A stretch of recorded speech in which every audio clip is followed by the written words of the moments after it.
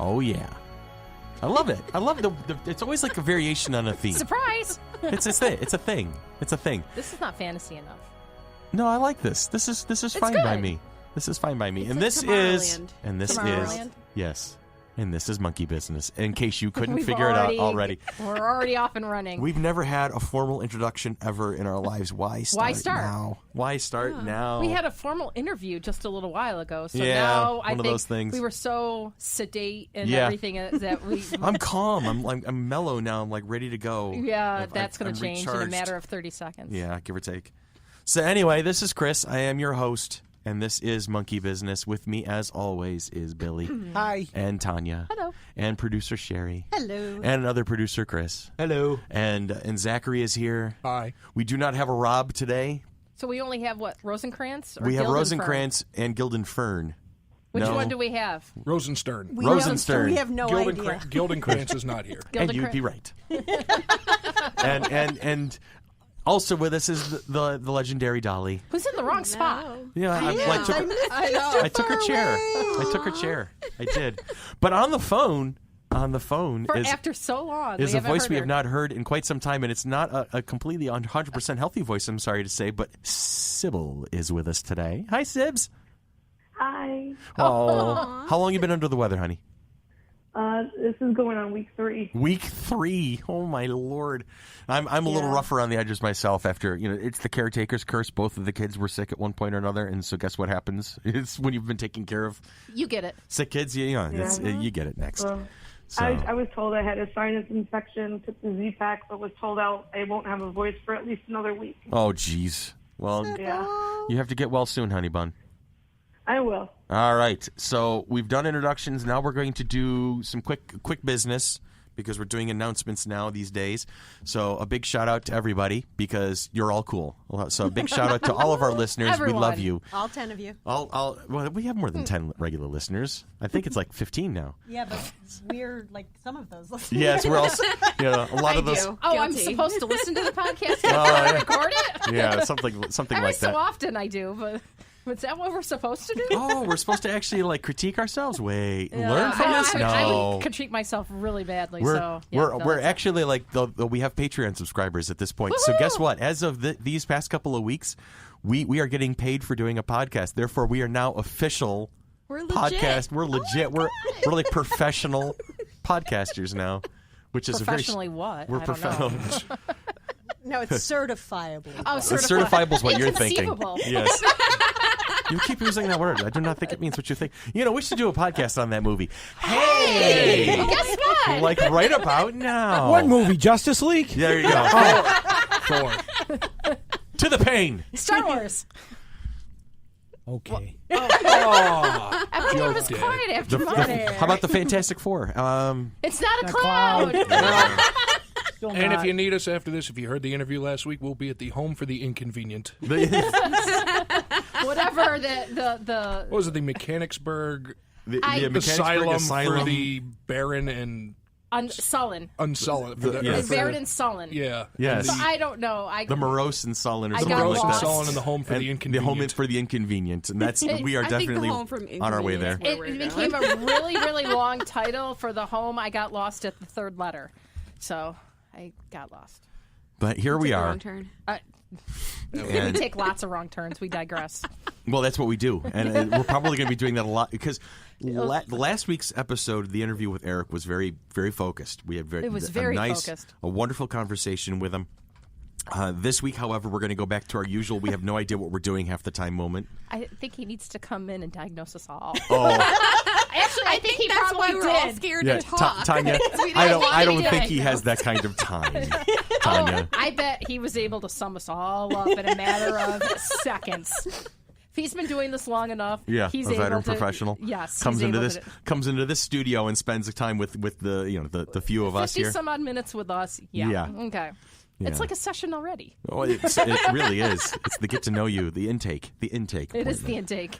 And my producer has now looked at me, a sidelong glance on there's the fifth, and she's like, "When are you going to get to the topic? Come on, she's almost going to start tapping her wrist like we're on a Side clock here." side quests and Yeah. digressions. She goes, my host is off wandering around in the And ether. she's within arm reach of you. Oh, everybody's Okay, within arm reach of me these days. If you've been to our Patreon, you'll see that I actually added to my list of titles. Side quest and digressions. I am not just the executive producer of this podcast. Oh, I think I saw that. I am the head herder of cats. Yes. Yes, and the chief I'm a nailer of dog. Jell-O to a tree. I think. Hold on, I'm on Patreon right now. Let's see what she said she was. Tanya, if What? if a person is on Patreon and wishes to subscribe to our podcast, what would they type into the search bar? They would go to patreon.com /FC3ROC. Oh, wow, that's so easy. Oh my God, so it almost easy. sounded professional and set up. My gosh, it's like we know what we're doing. Yes. Sherry is the executive producer and the head cat wrangler of this 3-ring circus. Yes. And Why, the she 3 knows rings us. are Billy, myself, She and knows Chris. us so well, yes. I have 4 cats. One likes to sink. You Okay, have so I guess Oliver. that makes her the One Ring. There you go. To Oh, roll them all. that's it. So when are we doing Lord of the Rings now, Sherry? What's that on your? I don't know if I can see Gollum and a little Hobbit fighting over Sherry though. That would be weird. Because they're like both half our height. I can see that happening now. Well, I'm not Well, that been tall. to a con. That's my point, though. But I'm fabulous enough. Fabulous enough to fight over. Yes. Absolutely. She's precious. Just we're not going to be dumping you into a volcano anytime I soon. would appreciate that. Yes. Though I think Chris did threaten that not too long ago. Not this Chris. A couple days ago. yeah. Couple days ago. Yes. Other Chris. He Not wanted to proper talk Chris. to me about volcano worship. Where the hell are we right now? We are on the studios of FC3. I am studios so of not WFC. helping today. No. We're at volcano worship. Anyone remember when the Brady Bunch visited Hawaii and went to volcanoes? Absolutely. Wasn't there a thing where Tom Greg was in a Hanks surfing movie. competition and he like barely survived it? Exactly, yes. And it was like the actor himself actually duffed it and got clobbered by the surfboard Yep. in the scene. But they kept it in the actual like made for TV saga. Exactly. Maybe we should just talk about bad volcano worshipping movies Bad and TV Okay, shows. Joe versus the volcano. What? Both Chris's latch onto that movie at the same time. Tommy Lee Because Jones. you share a brain. We do. Is it, The who's one Oh, brain you know cells, what? We the haven't talked Chris about factor. Moana. We haven't. I haven't Moana? even seen Moana yet. I've Well, seen there's a Moana. bad volcano there. Okay. How about Joe versus the volcano? Very Which bad. one? I was the one that they Is went that off Tom on. Hanks? Tom Hanks. Tom Hanks. Yeah. Is Meg Ryan in that one? Yes. Okay. Yes. Meg Ryan. So that was the first of the Tom Hanks Meg Ryan saga. It was Anything the first and the last. No, you got mail. They had Sleepless in Seattle. No, I didn't got watch it. any of the other ones. Oh, okay. Let's get back to our original topic. Do we have an original Well, topic? we haven't announced it officially yet. We've hinted at it. Well, we had the podcast about wrestling recently, so Right. this should be mentioned. Okay. There's a do we- lead-in. There's oh, a that's lead-in? right. Andre the Giant. Andre the Giant. Come on, Oh. He is going to come back from the grave and And You know, Suplex. and gave him the hook and- and everything, dangled it right there, and He's not feeling very well today. He's been sick, so I have been feeling very good, mommy. I don't feel so good. Yeah, okay. and Sybil's just like, I'm going to wait until they're done. Because Can I say how much I've missed this? see, she's just sitting back and enjoying. Going, Sister Sybil, not much has changed, sweetheart. Really, not much has changed. Sherry has really done a good job of focusing on several occasions, but several is not all the time. No. It's really not There today. are days. It's So hard to hurt all of us. I understand. Yes. exactly. especially one's out of state. We were going to do an interview today of an author who Writer. unfortunately, an author and a writer who we're looking forward to. We'll be rescheduling. What was her name? Her name is Jennifer K. Stoller, and I've actually got a new date for her. Okay, good. We So already know. we'll be doing that, but And unfortunately, we'll Jennifer's feeling we'll worse be than talking Sybil to and her I. in January. Sending good juju her way because Yep. she's under the weather also. Yep. So she has we have barely found our voices. Jennifer has lost hers outright. So healing juju to Jennifer. Hopefully you're feeling better soon, and we are definitely looking forward to having you on Monkey Business in the near future. So we did have something planned for today. We were ready for today. I had done research. I even did a pre-show briefing with the producer the day before. Like we were all going over notes. I read the notes I this time. I did. I did my homework. You did. We were doing homework, and then all of a sudden we get the message from Jennifer saying, snow "Hey, day." I'm not feeling very well. I can't make it. I've lost my voice." And then we're like, Okay, I only dog paddle. Well, and it's the teacher and me going, oh, what's our backup plan? I don't know what my backup plan is. I have to throw my whole plan out. And I'm like, well, we're just going to wing it today. Hum a few bars and wing it. You know that those are two words in succession that make Sherry twitch. Wing it. Yes. She's giggling right She's now. already she's giggling like, right now because she knows. Billy, what you got? I was just going to say thank you for joining Monkey Business. Yay! Nice. 10 minutes in. Those are days. There are days. Seriously, there are days where I'm like. We were recording, right? Yeah. Hold on. Let me check. Yes. Yay! We've got 10 minutes and 30 seconds of gold so far. This is not our usual platinum. We're definitely in the gold territory, though. So to all our Patreons. We now have negative Patreons. We're People sorry. that think we owe them that we need to owe them money now. we owe the internet $20 a month. I think this is that like a net neutrality thing? Yeah, that's it. Just put it in through a USB port. That's it. Okay, so where are we going from here? Oh, The Princess Bride meets the volcano, right? that's it. That's it. Was there a volcano? Oh, in is this it? got it? This got that. there's That's a title that has a very forest, Aztec though. kind of feel That's to what? it now. The does. forest with all the like, Run, Forrest, run! Not that sorry. forest.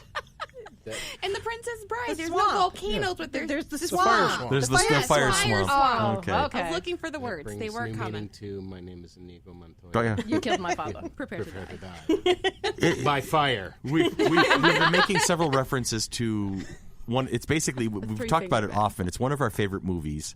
It's one of the movies we've watched the most. Billy's upset he hasn't watched Billy the hasn't seen recent it in a I while. haven't. I've owned it on DVD multiple times. I have it on DVD. I now have it on Blu-ray, and yet I still haven't watched it since I went to the theater and saw Wow. it. Back in Okay. 1987. Is that the year? Yes. Okay. Yep. I was barely 4. Okay, I'm not going to talk about how old I was. I was more than Dolly. 15. I remember thinking it's awesome. That's why I keep Barely. buying My it. birthday Yeah. December. So. Right now, my mom has my Tanya, DVD copy Tanya, of it. Unlike some of the people in this crowd, we are not old enough to be her mother. I am and not I old enough to be her- appreciate that Right. to the nth degree. Because I would have only been 11 when she was born. Yeah, Yes. so I was 13. You and I are the same My age. birthday's next weekend. Yay! Happy birthday! Happy birthday to you. Okay. Nobody wants to hear me singing when my voice is in good shape. All right. So we're going to talk about The Princess Bride today. Woohoo. Are we not a book clubbing? Is this I guess we are slipping going in not a book a not a clubbing. book club series? So we're going to do a not a book club discussion of the classic, which is in its 30th anniversary. 30th, 30th yes. anniversary Yeah. of The Princess Bride. The ultimately quotable classic. And all of the good stuff that goes with it, and there's going to be lots of digression in this conversation because Absolutely. each quote As you has wish. probably some sort of an anecdote to it because we all have certain things that relate to this movie in and out, depending on the reference, depending on the character, depending on the moment in the scene, and seriously. Dan and I will look at each other very often, and one of us will just say inconceivable and then fire off. You keep using that word. I do not think it means what you think it means. So, The Princess Bride, which was legitimately a book. Have you read it? I've never read it, but I wanted to. It's amazing. Okay. Sybil, you read it? Yes. And it was a good book. And it's that William Golding? Yeah, Yes. Goldman. Okay. I read it when Mark Oshira read it. Okay. For his Mark Reed's website, who Gotcha. we had on not too long ago. And if you don't know anything about it, all I will say, and I don't want to give too much away because I definitely recommend people read it. Sybil, I fell for it hook, line, and sinker. So did I. Did you? Thank you. I totally fell for it, but it was amazing. I'm this little kid. I think I was still in high school when I read it. So I'm reading it. And I'm like, this can't be true. No.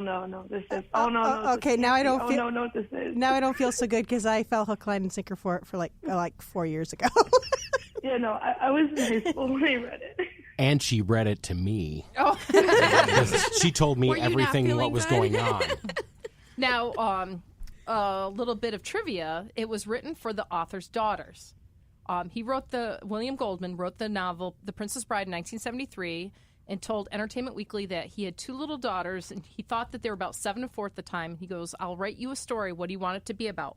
One of them said a princess and the other said a bride. And he said, that'll be the title. Nice. Now, ladies who have read the book, is it structured like the movie where there's a narrator who's reading this book to a child? It's different.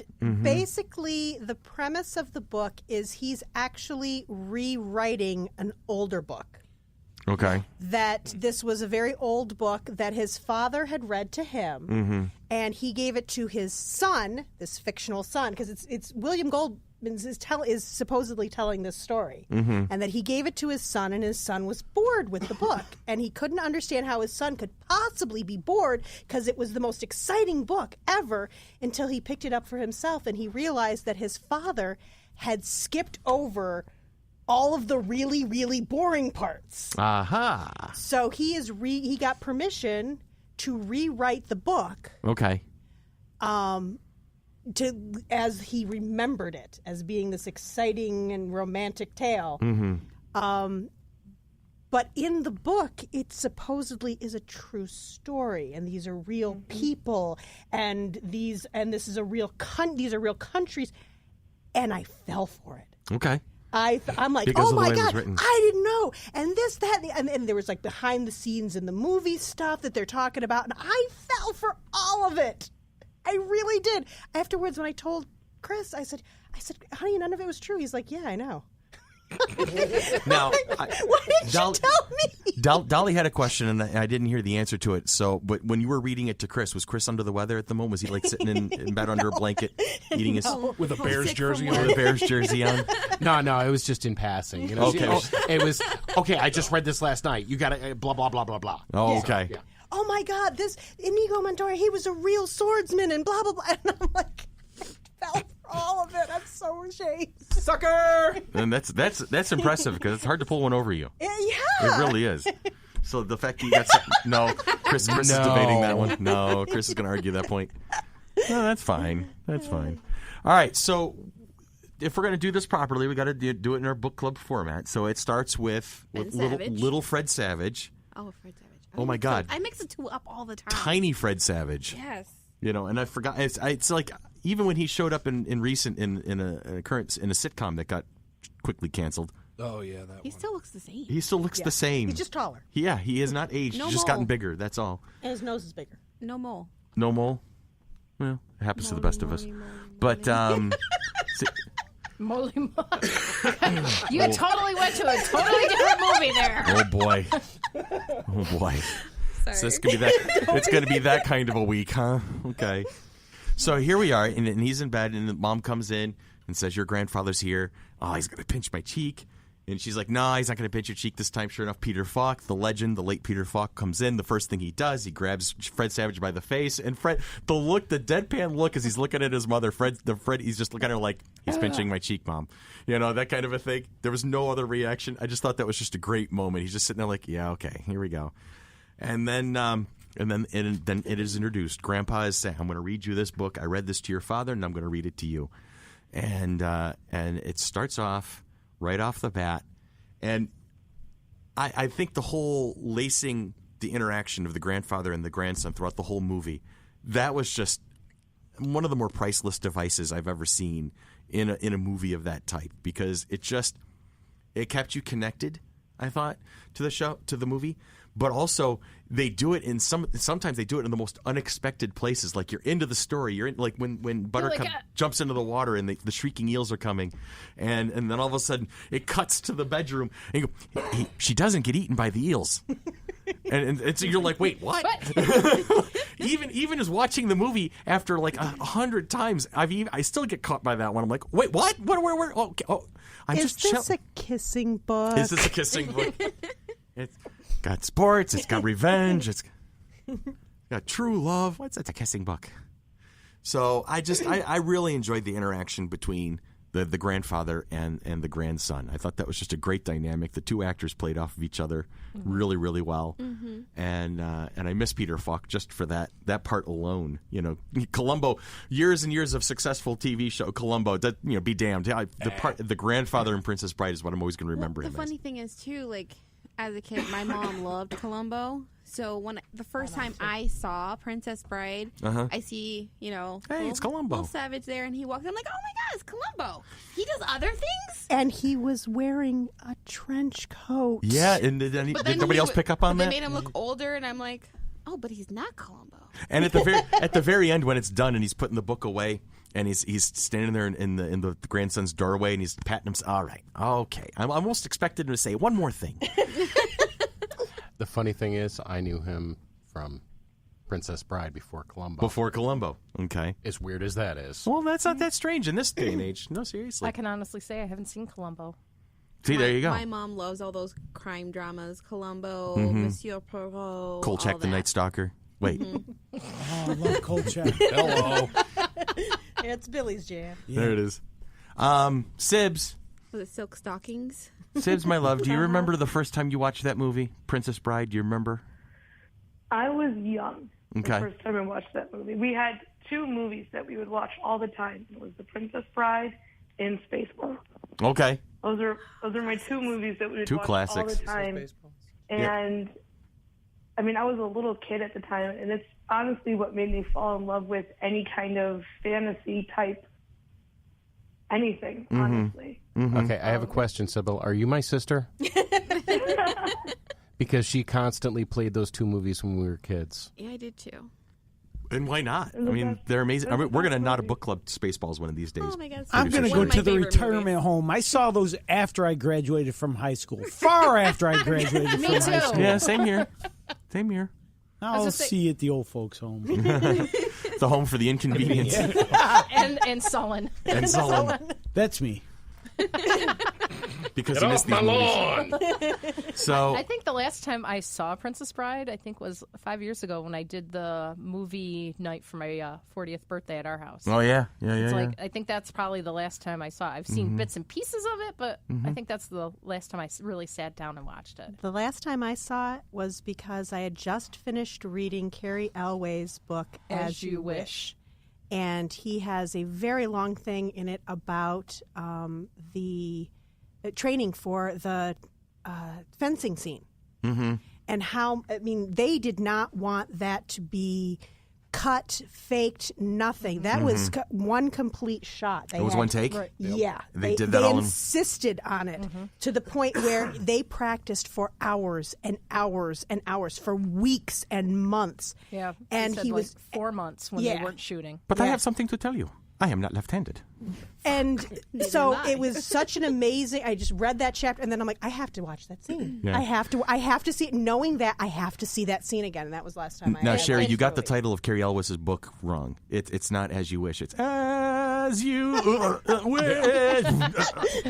Well, they said the duel between Carrie and Mandy was one of the last scenes to be shot in the movie. Okay. And that when they weren't shooting anything else, they were pulled aside to work on that to practice it. choreography and keep practicing. And it shows because they really do. It's full steam ahead. I mean, there's not a lot of wasted movement there. They said there was no stuntmen involved except in any of the sword fights except for one flip in the air. Right, the whole parallel bar flip. Yes. That was definitely a gymnast. And actually, what I'm reading says that they learned to fence both left and right-handed. Yes. Yeah. To carry off. I can't write my name left-handed. I know, seriously. Can you imagine? I can't feed myself left-handed. I can. Okay, Billy. I'm ambidextrous. Yeah, me too. Well, last time I saw it was this past summer. Yeah. It was the 30th anniversary Fathom event showing. I Nice. think it was July. I was sitting at home. I was like, look, Princess Bride. Yeah, Let's watch it. I think it was July, so I shuffled down to the movie theater, got to see it on the big screen, Nice. which was very, very cool. Oh, I'm sure. No, I didn't make it to that. My mom has my copy of the DVD at the moment, which I think is hilarious. Yeah, I watched Neverending Story around the same time again, too. It's still playing to this day, the never-ending story. It just keeps going. So how could they have a sequel? Oh, You know, seriously, how do you get a sequel? Yeah, nobody expected me to throw a pun. No, Come on. Nobody saw that one coming. because it made sense. Oh, are you asking how they made a sequel to the Never-Ending Story? Well, if it never ended. Because the first totally book, missed the conversation. The first movie was Sorry. only half the book. Oh, I see. The second movie So it was did based end. on the second So Way half. to false destroy my advertising. humor with fact. Yep. Yeah.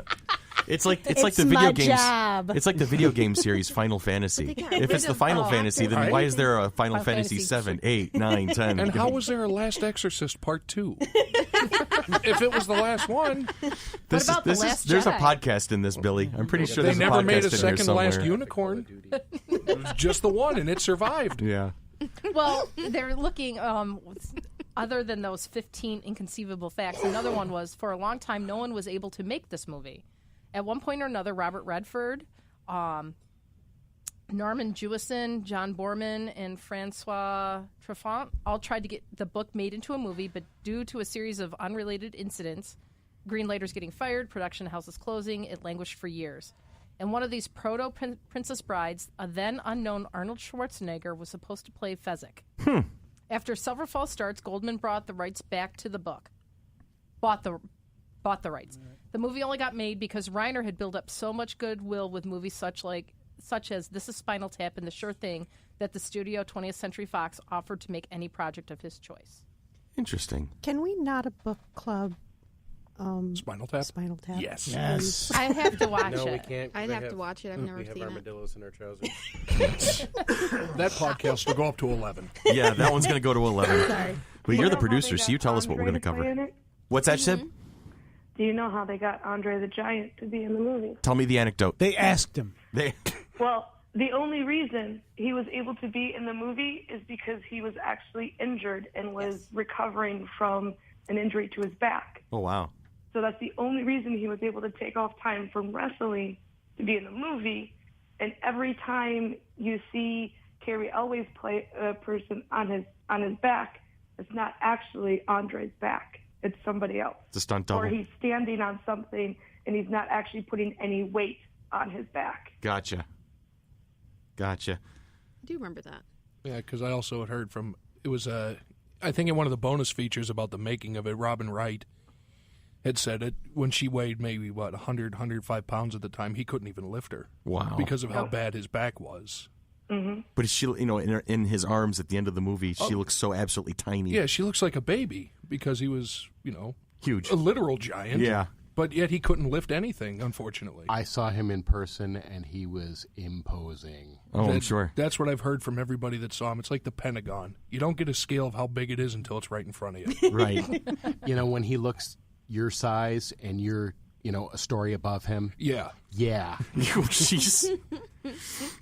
So as you were saying, Sherry, there was lots of people who were interested in making this movie, or was it Tanya?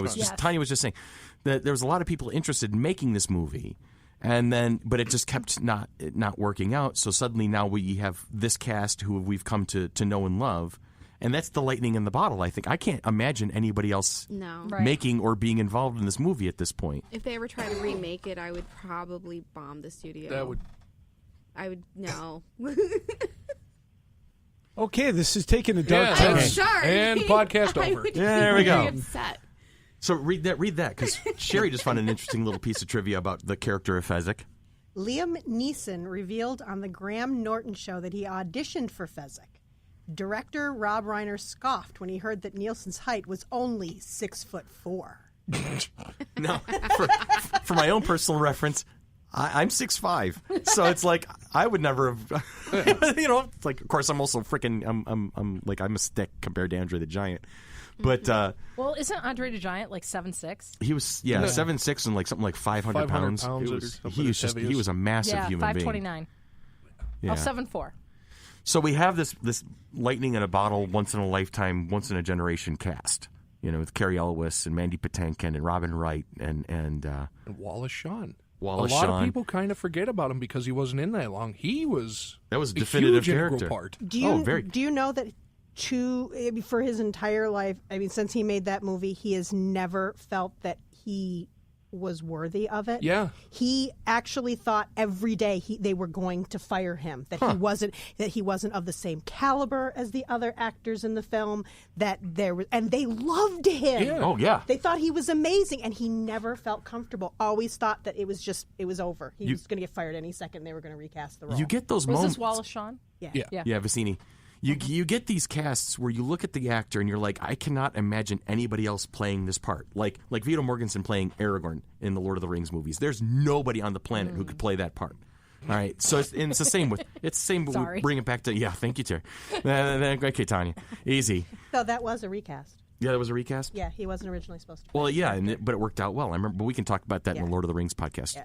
Because Sherry's the one ring that rules us all. Yes, she is. But we're not throwing her into a volcano. I would appreciate We've it. already established that, haven't we? Didn't we talk about that already? That Are was we about- backtracking? Chris versus the volcano. Yeah. Chris versus the That was in the first 10 She's minutes. there to actually put out the volcano. Yes, there it is. There And it she is. has not had to put me out yet. So. Oh boy. Not yet. So I mean, could we see anybody else playing Inigo, playing Wesley, playing Buttercup? Well, Courtney Cox and Meg Ryan auditioned for Princess Buttercup. So did Uma Thurman.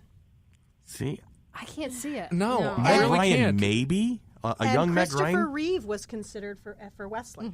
Christopher I thought you were Reeve. going to say for Buttercup. I would have paid to see that. And the author claimed that Carrie Fisher was the ideal choice for Buttercup. Okay, And didn't William Goldman also say he wrote Fezzik especially for Andre the Giant? I'm sure I've heard At some that somewhere point, along the way. I may have said that. Possibly. I Kareem haven't- Abdul-Jabbar was offered the role of Fezzik at one point. Huh. But it conflicted with his NBA schedule. Oh, yeah. Either that or Under the Dragon. I love that movie. I thought it was Airplane. Both. Both. I need somebody who speaks jive. No, I love Billy Crystal in it too. Oh God, that was God, the yes. and Carol Kane. Are you Yep. kidding me? Oh, my That's God. like And they let him improvise that whole thing. Rob Yes. Reiner had to leave the set. Rob Reiner had to leave the set during the Miracle Max scenes because he was laughing so loud that it was actually interrupting the sound recording. Well, in the Wouldn't have stopped us. No, in the 2005 episode Criminal Minds Nelson Sparrow, the younger version of Jason Gideon, the character originally played by Mandy Patinkin, is played by Fred Savage's younger brother Ben. So Okay. there's a crossover there. there's That's obscure, fun. but nonetheless valid. And then one of Peter Falk's Columbo episodes features a character called Montoya. God, So 6 degrees of... It's like they 6 planned. degrees of Mark Shepard. I can't play. Yes, you can. Yes, you can. No. Go ahead. Okay. You got something? Whoopi Goldberg campaigned for the role of Princess Buttercup. No. Really? Yeah, I couldn't see that. She As much as I love Whoopi. Yeah. I think she would have probably tried to take it to too comedic a place. It's possible. Possible. Yeah. I think she's too aggressive for Princess Buttercup. Yeah. It would, there would have been a lot more sassy instead of that gentle sarcasm Right. that Robin brought to it. And let me tell you, As You Wish would be an entirely different book.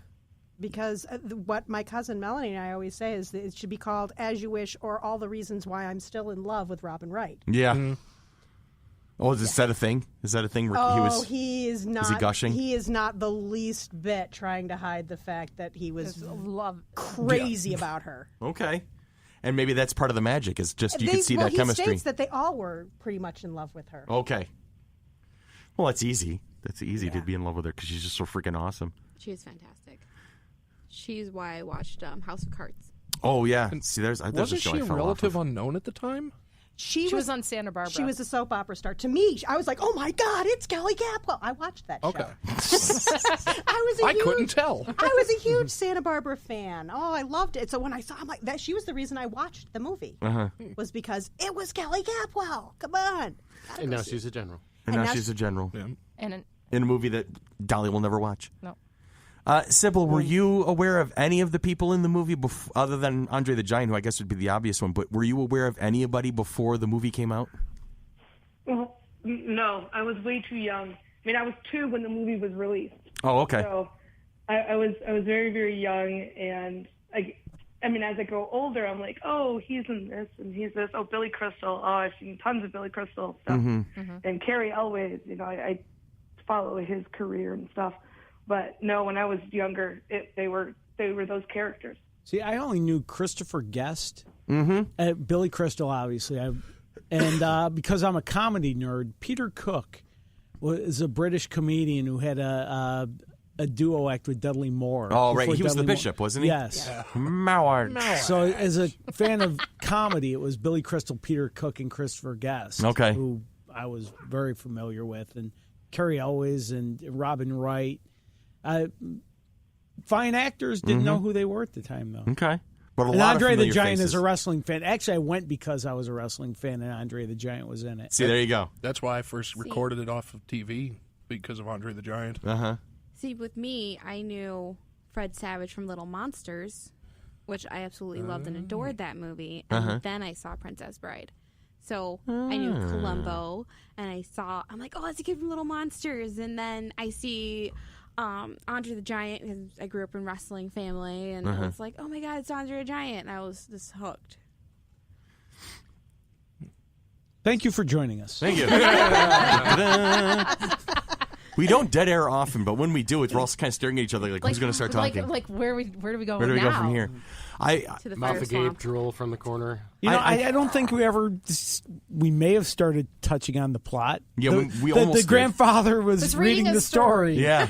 And You then want something with action and no kissing. But I think with this movie, the trivia is almost as good Uh-huh. as the Yes, I actual agree. film itself, because there was so much that went into the making of it. Yeah, and the film is so monumentally quotable. It's like one of the most quotable movies ever because Is there's there a just so book many about different the things. making of the movie? Not like Other than about- Cary Elwes's? Yeah, yeah. I'd Carrie like- Elwes, As You Wish is pretty much a behind-the-scenes making A of the retrospective. movie. And it has a lot of quotes from Rob Reiner. It has quotes. It has a lot of stuff from Chris Sarandon, who was so good in the movie.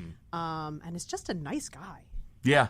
The nice guys always play the best bad guys on TV. That's because they really understand, that empathy. Yeah. But And I still have trouble with him as Jack. Skellington. Oh, right. Right? Right. When I first heard that, I was like, really? Yeah, because it's not him. It's so awesome. It really is. And the thing is, when it comes to this movie, it's hard to kind of go through it from scene to scene and talk about how Wesley and Buttercup meet, and then he goes off, and then the story continues, and you hear the voiceover, and then he was murdered by pirates. Oh, murdered by pirates is good, and it's because then all of a sudden there's quotes. There's quotes and there's moments, and that's I think the magic behind this movie for me is that there's so much relatable content. There's always so much you can just kind of like look to, and those magic moments or the funny moments or the moments where they're like when Inigo is just desperate to find the right tree, and he falls upon it and it pops open. Here, when I was a senior in college at SUNY Brockport, for phys ed credit, I took fencing. And we got into where the final grade was all around a round robin tournament to see, and the professor who taught the class was actually an Olympic coach who was one of the head teachers at the school that was in Rochester for a very long time. And in the round robin tournament, through sheer luck, I made it to the final with a friend of mine who was in one of the fraternities. Duff, if you're out there, buddy, listening, you'll remember this moment as clearly as I do, most likely. But the two of us got together the night before, and we watched Princess Bride 3 times in a row. So while we were fencing, what were we doing? We were going through the lines between Wesley and Inigo during their duel. And our coach is just, she's hanging her head, just shaking her head off to the side. But who are you? No one of consequence. I must know. Get used to disappointment. Boom, back and forth as we're beating the hell out of each other with these foils. And just everybody can do something like that. There's always a moment that relates back to the content of the movie. Sherry's got one now. She starts laughing. She's like, she can think of something. I actually had some friends who acted out that scene. Joel and Renee Neckritz. And Duff won, by the way, because he kicked my ass. They just acted out the scene. We were at a hotel, and the really, really interesting thing was Renee was about, I think, like 8 months pregnant at the time. Okay. And she was originally wanted to play Wesley. But she couldn't because she was so pregnant. Her husband had to do the crawl across the floor pretending to be climbing up the cliff because she couldn't do it with her pregnant belly. That's my story from that scene. That's good. Actually, and to answer my own... And Joel used to run the fencing booth at the Ren Fair. Long time ago. Renee More than was half a lifetime ago. Was the palmist. And to answer your own question, To Billy? answer I did a search on Amazon. There's a book called The Princess Bride, A Celebration, which, now for the first time, a veritable treasure trove of images from everyone's most loved moments, as well as never-before-seen behind-the-scene photographs, script pages, production designs, and reminiscences from cast and crew. Smith. This giftable package. So there's a book out there. Okay. And there's also another book, which may be even of more interest, called The Dharma of the Princess Bride, What the Coolest Fairy Tale of Our Time Can Teach Us About Buddhism and Relationships. Interesting. That would be an interesting read. That's good. Yeah, I think I'm going to have to look into that one. By Ethan Nichtern. Nick Turn? Yep. And there's the Totally Geeky Guide to the Princess Bride. Oh, I missed I that thought one. that was us. Yeah. I was thinking the same thing. You've read my mind. It's up a little further. We just had to put it in book form. There you go. Too much work. See, and that's the thing. With the whole Not a Book Club, we should really be talking about the story, but it's difficult. We just wander off in these different directions. We talk about all this fun stuff. Yeah. Well, I was the kid, too, that didn't want the kissing book, so I could relate to his story. I'm the adult who still doesn't like the kissing book. Well- but I love this movie, and because of the love story that's there, that Wesley and Buttercup, I think that is so fantastic and so romantic, and the whole, that I just love them, and I don't believe in that type of stuff because of that movie. It's like that doesn't really happen, does it? The ROUSs? Yeah, roads of unusual size? They don't exist. In D&D, they do. Yeah, they do. In New York City, they do. So okay. A dire rat is an actual living thing. Do you want to hear some trivia about the ROUS? Please tell me more trivia. I love trivia. Okay, so there were actually people inside, Oh, yeah, Yes. yeah. Yeah, that was, except for one of them. Uh-huh. And that was the one that attacked, air quotes, attacked Wesley. Okay, it was a big stuffed thing that got thrown at him. Yeah, you can Exactly. They just lobbed it. That is awesome. They did it over And over and over again. And poor Carrie Elwes has to fall with it every single time. I could just picture it. It Seems was- like that is why I want to get into filmmaking too, because I like being the behind the scenes person throwing the giant rodent at somebody. Like, I liked both ends. I wanted that I to be the have a person book. getting the I have a rodent book and for throw you it. to read. I don't do books. So I don't do knows what books, we she need- says. As long as it's not a kissing one, she might read it. It's not a kissing book. We know what we need to get Dolly for Christmas. Someone Yes. can read A it to giant me. rodent. A giant. That's it. A giant So she can stuffed throw it at rodent. Chris across the studio. No. Oh my God, we got a commercial. There's our promo video. We're going to have cosplay, and we're going to have panels, and we're going to have rodents of unusual size. Size. What? They don't exist. Bam! You heard it here first, folks. Done. We don't even have to film it. We just did it. That's it. That's it right there. All is done. Oh, boy. And we'll have ROUSs. Rodents of unusual size. They don't exist, Dolly. Bam! Okay, I see this one happening now. Yeah, you're welcome. And of all the things that Chris is going to be put through over the next few years because of this convention, fire spinning, skydiving, ROUS. I'd rather go Skydive? somebody was trying to get me to go skydiving. Yeah, have fun with that one. Hey, I'm going to step out of the plane and just walk away. You can have FC3 binder. That was a height banner joke. on. Oh, yeah. An FC3 banner Yeah, along the hanging- back. Banner on your Hang from my The from my parachute. back. I'll, Yeah, that's I'll it. take that one. the squirrel type of parachute with the A monkey. Yeah. I'll take that one if you don't want it. Please. I will. You'll jump out of the plane? A yeah. Chris. Chris is Hell yeah. Just say which Chris is going it to was. jump out of a plane. They're not just saying which Chris. All right. We are so far off tangent right now. Already has. Oh, my God. Where are we? Where are We're at we? a kissing book. We're about halfway through Joe versus the volcano. That's it. And then Tom Hanks did the thing. Oh, God. And then Bruce Dern show. Oh wait, that was the. And they that lived was the happily Burbs. ever After. after. The end. Dun, dun, dun. You'd make a wonderful Dread Pirate Roberts. I'm saying that to Sherry, but oh my God. Okay, there really was a Dread Pirate Roberts. Was there? Yes. Is that a real thing? Yep. There was a pirate named Black Bart. Black Bart, Bartholomew Roberts. Oh, I knew about Black Bart. I've Yep. heard the stories of that one. Yep. We have a game called Dread Pirate. Do we? I do.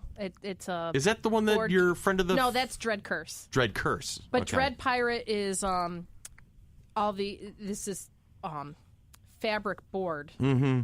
And you've got little ships that are traveling from island to island, and you're trying to get the gold without the becoming the Dread Pirate. But if you become the Dread Pirate, then you can go attack people and things like that. So it's really cool. It's in a book type box. Okay. So it's black. It looks like a book. Nice. It's really cool. But speaking of the Dread Pirate Roberts, Tell that's me. another thing that from the movie that I was fascinated by, that he was more of a figure than he actually really was a person. He was a concept. Right. And That was handed down. fascinated me as a kid too, and I loved that. I'm like, so the Dread Pirate Roberts isn't one sole person, he's an idea that gets passed on, and he's pretty much immortal because he's just passed on. I'm going to circle all the way back to David Tennant's first tour as the Doctor in the Christmas Invasion. And he introduces himself to Harriet Jones, Prime Minister. And she looks at him, she's like, who are you? And I'm the Doctor.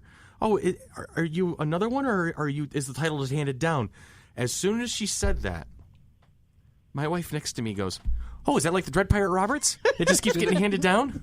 That's why with Doctor Who and James Bond, I have a theory called the Dread Pirate Roberts theory. That basically, it's not so much a person, it's just a mantle Okay. that That's can what be I've handed always said down, about- and that's why I don't see a problem with other people playing That's that particular what I've always character. said about 007. Yeah. That it's not that James Bond is more a construct than an actual person. Mm-hmm. So, I hadn't thought about that with James Bond. where was I? Oh, Yeah, Australia. You know, how many numbers And Australia is are there? you populated by got three criminals. numbers, right? So you could have up to 999 agents. True. I'm just going to stay at Agent 86. 99. 99 was hot. for me. 99 was hotter, but 86 was more fun to watch. Shoe phone. Shoe phone, absolutely. Wow, we're in trouble now. We are so in trouble right now. Why do I'm hearing X-Wings. But people listen to us, and they love Katy it. Perry is not saving me on this one. She's there's no rescue for The X-Wings will be in December. there's yeah. See, I heard X-Wings and looked out the window. There's no did. saving me on this one today. He really did. He really looked out the window. Yes, he did. And I saw him look saw over. him. I hear X-Wings. Out of the corner of my eye, I see movement. Yeah, he's looking out the window, and I'm just like closing my eyes because I'm like, I know what's coming next. And I'm Googling Barbara Feldman. Feldman. Okay, That's getting a back sentence to instead the Well, the fight- Princess Bride. Looking at the fights, the duels, they were choreographed by Bob Anderson, who also choreographed the fights in Star Wars. Okay. Nice. The Jedi fights. Oh. All right. Okay. There's some good ones. Did they use stone horses? I don't know. Doesn't say anything about that. Just asking for the white horses at the end. Oh, Lord. Oh yeah, because there's not a horse on the planet that's going to carry Andre the Giant. No. Yeah, that was a Not stunt, even man. the biggest draft horse, man. That was a You think that horse just looked at him and went, no. Wait, you mean when that horse looked up at him? Yeah. Yeah. Look, I found 4 white horses, and there's 4 of us. If we found a lady. Hello, lady. Is Sybil there, or did she hang up on us by now? Oh, yeah. Hi, Sybil. Oh no, I'm still listening. You missed us, didn't you? Oh, I've missed you guys so much. This is able to save her voice. That Yes. she just listens, and Yeah. she'll probably send me a text going, "Okay, I want to put my 2 cents in right now." And There, then see, that's a great way to do it because there's no way. I have no idea what the hell I'm doing half the time. okay. So, you where want are the we? saddest piece of trivia? What's the saddest piece of trivia? Mandy Patinkin's father Oh, I know about this. Okay, yep. passed away soon before Uh-huh. he did this film. Yep, from cancer. And whenever he said, "My name is Inigo Montoya, you killed my father, prepare to die," he Was channeling. imagined Yeah. that he was talking to the cancer that Yeah. killed his father. That whole scene that I've read that. Indigo's passion and determination and that desire for that vengeance when he was fighting Count Rogan at the end. Six-fingered man. Yeah, he really channeled all of that. Yeah. That was his way of dealing with it. What's that, honey? The six-fingered man. The 6-fingered Yeah, man. she said it really quietly, and I had my eyes closed at that second. I just blinked, and I was like, "Who said that?" Do you always start your conversations out that way? Okay, as you wish is said 7 times. Okay. Inconceivable is said 5 times. Mm-hmm. And the famous line, "My name is Inigo Montoya," is said 6 times throughout the movie. I don't know. He states that Mandy Patinkin states that he has a fan say that line to him at least twice a day in public, and he loves it. Oh, I'd hope so. He says that he never knew he would be in, as he put it, The Wizard of Oz. Something That's- that yeah. iconic. Oh, yeah. Yeah. And you kind of wonder if all the actors felt that way. While they were making the movie? No, well, like, and afterwards, like, wow. You know, when people would come up to him years after the fact. Gary always does. I actually recently heard, I saw something on TV with Billy Crystal talking about it. How he said recently, like a few weeks ago, he was out having lunch and he was eating a sandwich. And how somebody walked up to him and goes, "Is it lean? Is it nice and lean?" That is fantastic. He goes, people come up to him all the time. And it's the people who come up to him with the not big quotes, but the little quotes like that, that really show him how big of a movie that really was. Yeah. And, like, not the have fun storming the castle. Yeah. And I think, from what I understand, until the day he died, Andre the Giant carried a VHS copy of that movie with him. Everywhere he went, yeah. And whenever he was in a hotel and people would come to his room, he would show it to them. Yep. Because it was he said it was the most fun he ever had doing anything. Because he was treated as just like everybody else. He wasn't weird. He wasn't different. He wasn't Andre the Giant. Yeah, he wasn't a spectacle. He was another actor, and that's the way they treated him. And I guess whenever it got cold, he would put his hand on top of Robin Wright's head to keep her warm. Andre the Giant's hand was her head. I love that visual. Well, I mean, when they're on the battlement towards the end, and Wesley is coming back to life slowly but surely, and he's draped over Andre's shoulder, and you see Cary Elwes's head next to Andre the Giant's head, especially in their fight scene, you know, when he's on Andre's back. And just the absolute disproportionate sizes of the two. When he was shaking his head with his hand. With his hand. His hand, it looked like a baseball mitt over top of his head. Yes. Yep. Just not a basketball, not palming a basketball. No, he was palming a man's skull. Yes. And he just starts shaking. And that was all improv. And that was Andre's idea. I remember that piece of trivia is that him turning Cary's head so that he was facing whoever was talking at the moment, and then shaking his head to say he agrees with. That was all Andre just having fun and not trying not to snap Cary Elwes's neck in the process. Okay, a question regarding the beloved nature of this movie. I just looked it up on Rotten Tomatoes, which at the time there's only 66 reviews that have made it to Rotten Tomatoes, but 97% positive. Wow. Who didn't like it, and why wouldn't you like it? I know, seriously. And 94% of people. Nazis. No, I think it was just don't like anything. those people that just want to be contrarian for contrarian's sake. Variety gave it. Chris. Dolly, Yeah, he's down. Wow. He's down. Variety. You even made me snort. I won today. Dolly wins the internet. Film at 11. That visual, Billy, I've of talked. Nazis going, no, I just can't watch this. I don't like it. Yeah. I mean, my favorite movie is Pulp Fiction. Glutton Himmel. I understand people not liking it. It's odd.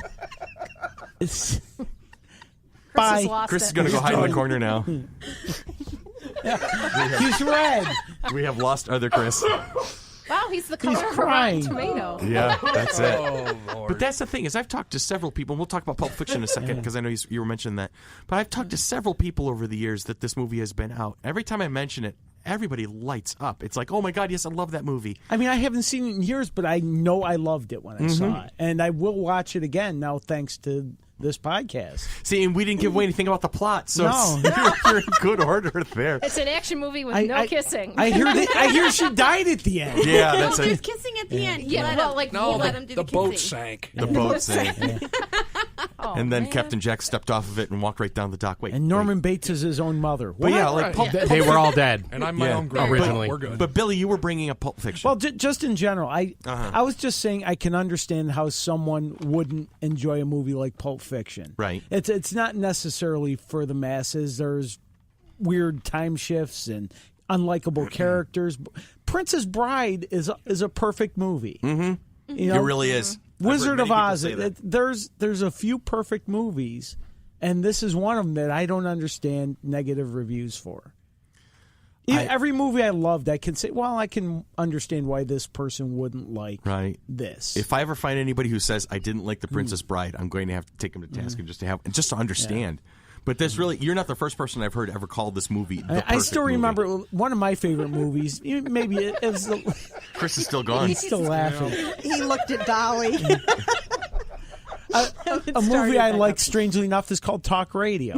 Okay. And it's Eric Bogosian. It was a one-man show, and Alec Baldwin. But at the end of it, and I thought they nailed the characters, thought it was well acted, well written, blah, blah, blah. But I can understand some people being bored with it. And my wife, when I first showed it to her, hey, this is one of my favorite movies. Her quote after we watched it was, I don't want to live in the world where these people exist.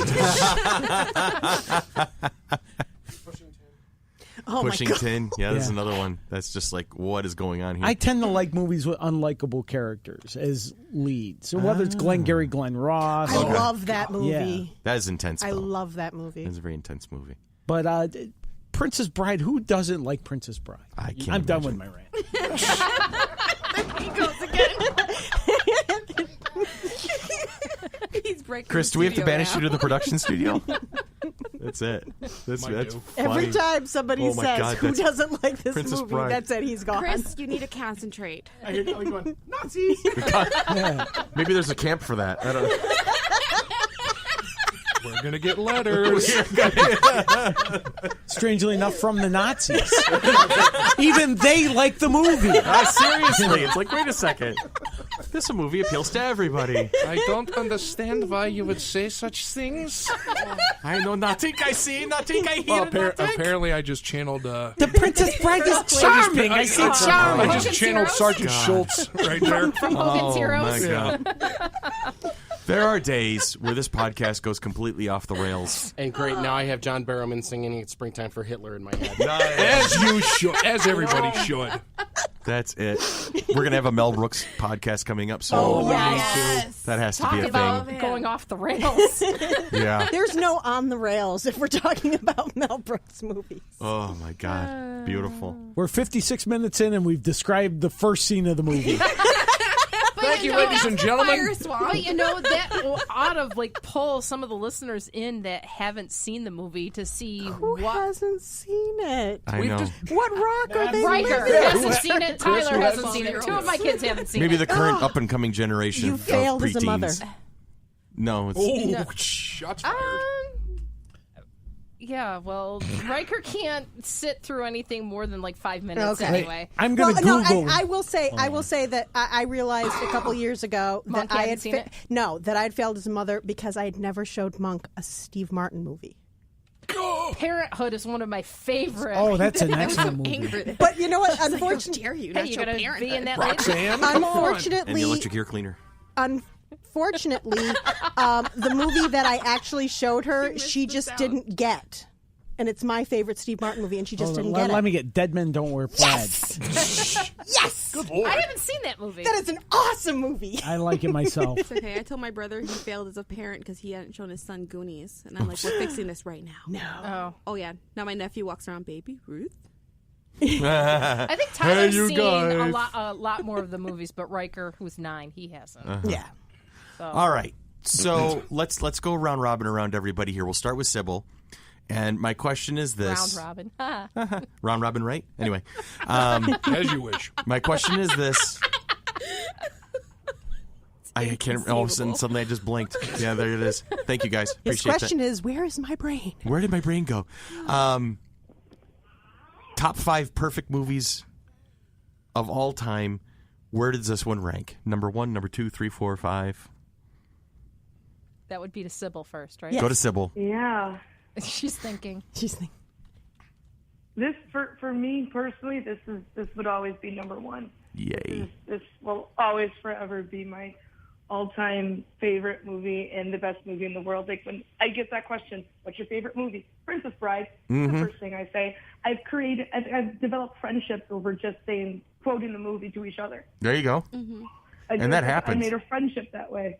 We just kept going back and forth with quotes of the movie, and they're finally like, okay, we're friends now. yes, we are. Zach, top 5? No, this is definitely number 1. Well, see, I have a tough time ranking them in the top 5. I think top 5 is exclusive enough. Okay. But, because it kind of changes for me, and I don't want to watch something so much that I might get tired of it. Gotcha. But, but that definitely I would say in the top 2. Mm-hmm.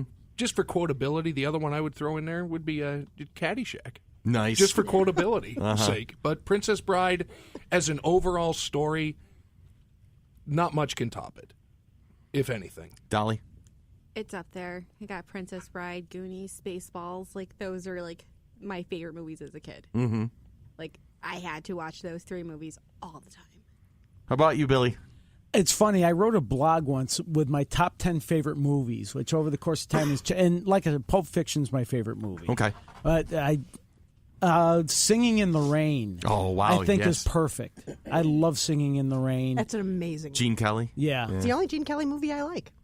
Really? Is that the one where it's Good Morning? Good morning. Yeah. It's great to stay up late. Good morning. Good morning to you. I love that. That number is one of my favorites. And And Zach starts dancing. Rain in it too. Huh? There's rain in it too. Yes, there's a little bit of rain in it. Yeah. Just a little bit. So, Singing in the Rain. I also liked and Do the Right Thing. Spike Lee's Do the Right Thing. That's a great movie. Great Absolutely movie. Great. Very intense. Another one of my favorites was a Laurel and Hardy movie called Sons of the Desert. Really? Just makes me laugh and laugh Every time. every time. And I'm a big fan of old time comedies. Okay. Like comedy teams: Three Stooges, Marx Brothers, Laurel and Hardy, Abbott and Costello, and that one by Laurel and Hardy, Sons of the Desert, makes me laugh a ton. And The Commitments I've seen more times than any movie but ever. see, for a music aficionado Yeah. such as yourself, The Commitments is like, it's got to be one of those Mecca movies. So I love The Commitments. Awesome. And there was some good music in that movie. I hear comedy trio, I think Three Amigos. The Singing Bush. Funny movie. Another Steve The Martin. Steve Martin movie. That poor invisible swordsman. That Monk has not seen. Tanya, how about you? I think in regards to like the top 5 fantasy movies, yes, it would probably rank up there in like 1 or 2. But in my top 5 movies, it'll probably be like more like 4th or 5th. Okay. Well, what's one of your favorites? Star Wars. Okay. I'm like that's In and of not itself is a fantasy movie too, so that's great. right. So I think I just have to get back into watching it. It's not very dystopian. I wouldn't like it. That's an old call back there. Sorry. How about you, Cher Bear? I have my list of things I will never get sick of. You know how you were saying, Zach, that you don't want to watch something so much that you'll get sick of it. Right. I have certain movies that I could watch over and over again. It's in my top 3 of movies that I will never get sick of. Like the Desert Island movies. Absolutely. Yeah. The other ones being, of course, Rosencrantz and Guildenstern Are Dead, which I could watch in a loop for the rest of my life. And He's like, no, he's like right now. And you'd be absolutely right. And you'd be absolutely right. Watch this. And the other one being Monty Python's Holy Grail. Oh yes. Yeah. Yes. Oh yes. I cannot get sick of that movie. I laugh myself silly every single time. Every time. Blue. No. Yo. How about you, Chris? That rabbit is dynamite. Oh, good Lord. Are we in there? Are we on the map with this one? Oh, absolutely. I don't have a favorite movie because I like too many movies. Gotcha. And I can't pick a favorite. I really can't. And it's in flux all the time. Mm-hmm. So, but as far as being up there, absolutely. I mean, I've watched it at least 100 times. Yeah, easily. With no exaggeration. No, I'm sure. So, but like was said earlier, Spaceballs,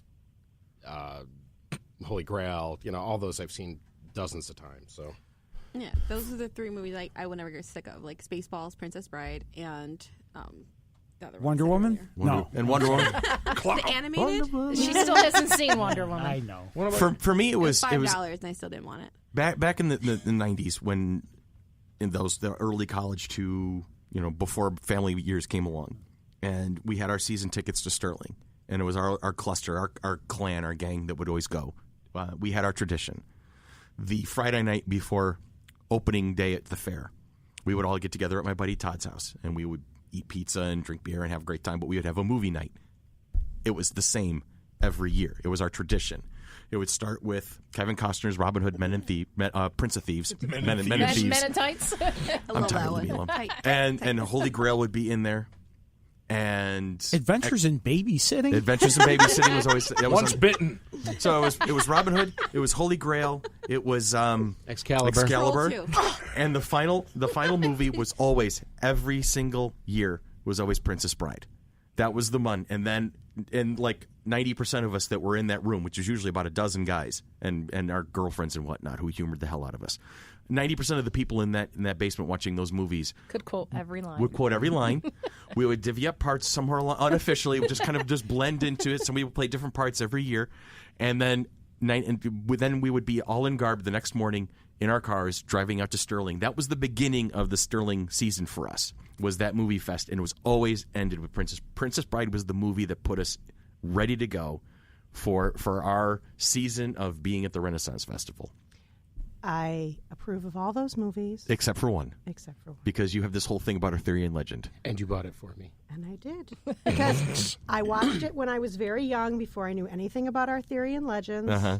I bought him Excalibur because he had never seen it, and we watched it. What do you mean I'd never seen it? I thought you had never seen it. I'd seen it lots of whatever. times. So you bought it because I liked it. Yeah, and then we watched it, and I went, oh my God. It's this all is wrong. Awful. Except for one scene. There's one scene that's worthwhile in the entire movie. But now you know why I have such a hard time with the Hitchhiker's Guide to the Galaxy movie that came out with Martin Freeman. Yeah, that was unfortunate. That was a very I disappointing love that movie. I have read The Hitchhiker's Guide to the Galaxy many times, and I still like that movie. I couldn't Can get I into say it. Charlie Hunnam loves Excalibur, and he was King Arthur, and he's just gorgeous. Just wanted to throw that in there. Just Dolly's priorities I'd let you know. are solid. See, terrible. as we said before, Excalibur got us into Arthurianism, so therefore. Yes, Yeah, it was our had its gateway drug. place. And the was our Carmina mustache wax. Carmina Burana scene Yes. was amazing. Yes, that's it. And so, the panel here, dear listener, your experts, your chosen experts, are telling you that if you have not seen The Princess Bride recently, you have to fix that. You have to sit down. You have to put your feet up on the coffee table. You have to have a nice glass of wine or whatever the hell you want to drink, and just enjoy this movie as repeatedly as possible. Just put it on loop and watch it a couple of times, and all together now, just as you wish. And so have fun storming the castle, and we're going to wrap this puppy up for the day. And so, Sybil, we love you. We miss you. I'm so happy that you were with us, and I'm sad that you're not feeling well today, honey. Yeah, well, anyone want a peanut?